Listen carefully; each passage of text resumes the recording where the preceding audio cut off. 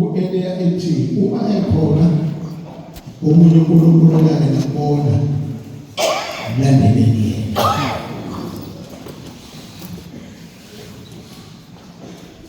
Likhona yena elinye idwala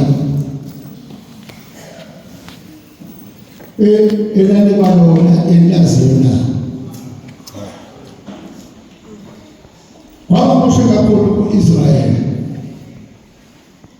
nxa esebuyela uNkulunkulu bezwa labamazwi uNkulunkulu ebafundela imithetho kaNkulunkulu. Athi umbhali kwaba lusizo olumangalisayo abantwana bakwa-Israyeli bebona iphutha abalenzile balahla uNkulunkulu endleleni.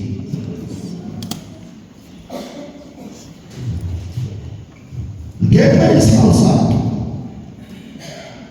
uNkulunkulu wabanikeza ithuba lokuhlanjululwa.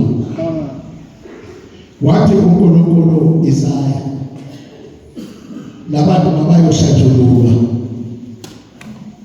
anokuba babuye bazohlanjululwa ingaphakathi.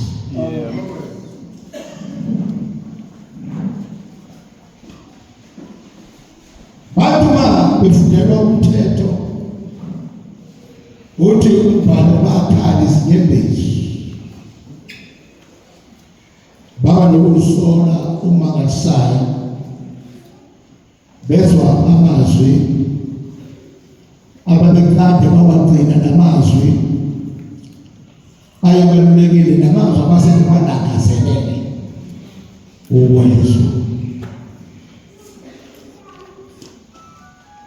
Ukhona yini omunye uNkulunkulu emaziyo?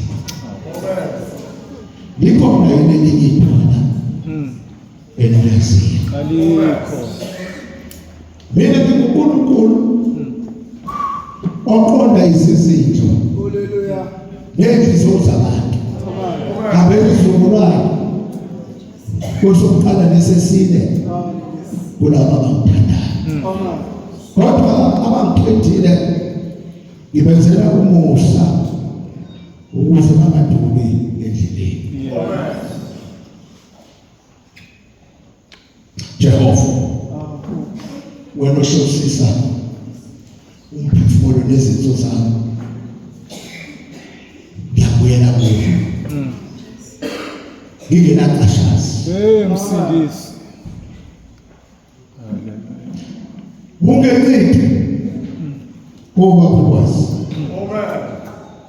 bungenciki kuba ukuhlakanipha kodwa thatha zonke inkinga zakho usinike kuJehova nabababazo okwendlalela izwi lenkosi phakathi kwenkonzo yabaphikankani. Makibingelele phaphose